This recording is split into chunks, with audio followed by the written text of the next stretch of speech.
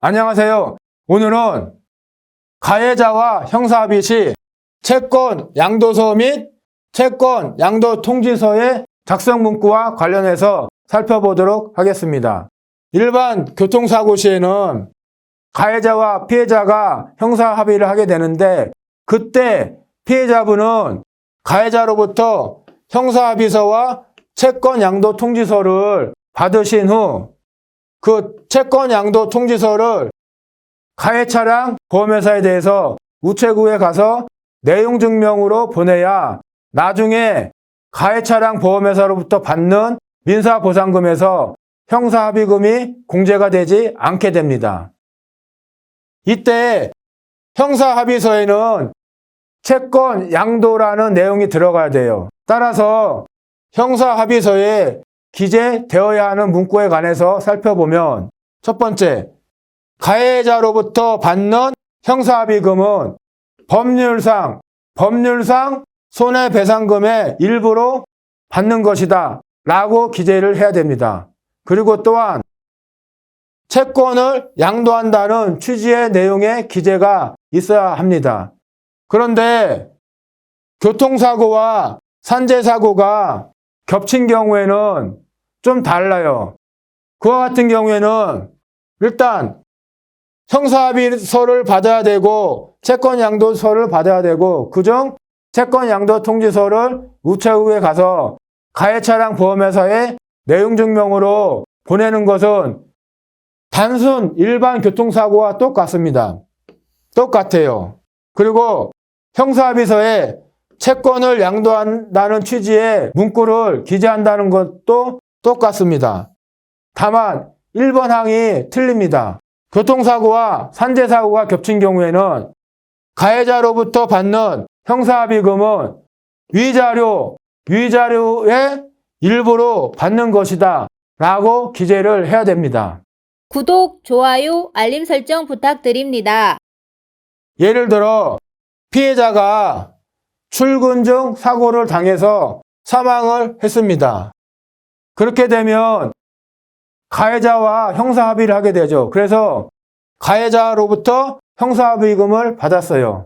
이때 출근 중 사고는 교통사고이자 산재사고에도 해당이 되기 때문에 당연히 유족은 산재 처리를 하겠죠.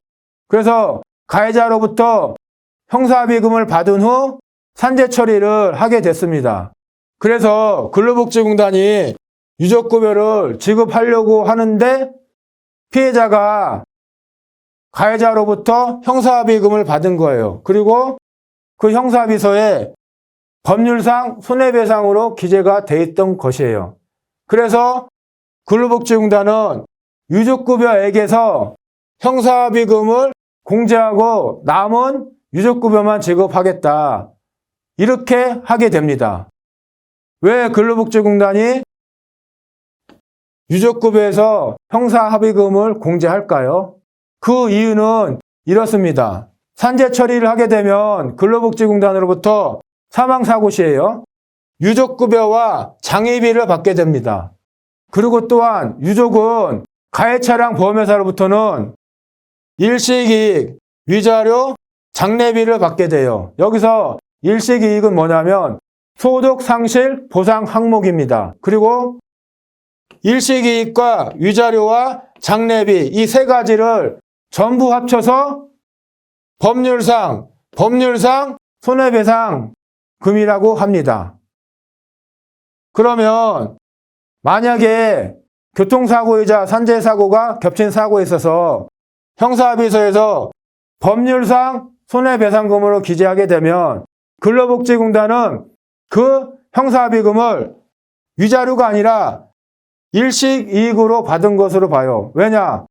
법률상 손해배상금으로 기재를 했기 때문에 근로복지공단은 유족급여와 동일한 소득상실 보상 항목인 일식이익으로 받은 것으로 보아서 유족급여에서 형사합의금을 공제하고 남은 형사합의금만 지급하게 되는 것입니다.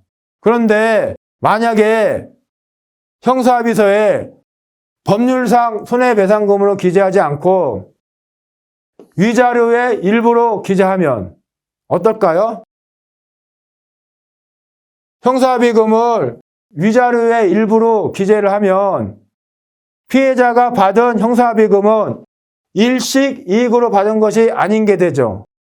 따라서 근로복지공단은 유족급여에 대응되는 소득상실 보상 항목인 일식이익에 대해서 피해자가 전혀 가해자로부터 받은 바가 없고 대신에 위자료만 받았기 때문에 근로복지공단은 유족급여에서 형사합의금을 공제할 수가 없게 됩니다. 예, 이상입니다. 오늘 영상을 시청해 주셔서 감사합니다.